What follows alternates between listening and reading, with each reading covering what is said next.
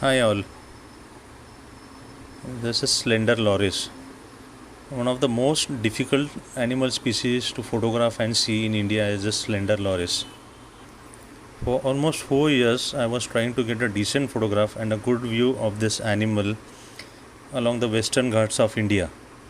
I tried various forests right from the Amba Ghat to Konkan, but I could not get a decent photograph, neither could I see this properly. This animal is highly nocturnal. That means it becomes active during the night in the darkness.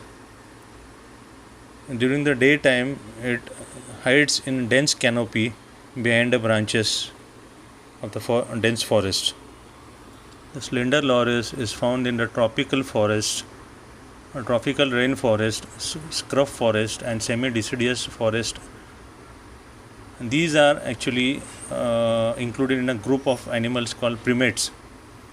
They have a lifespan of about 15 years. The slender loris feeds on insects, small reptiles, plant shoots, and fruits. In India, we have one of its subspecies also, which is the slow loris, which is very slow in reacting or moving, and it is found in the jungles of northeast India.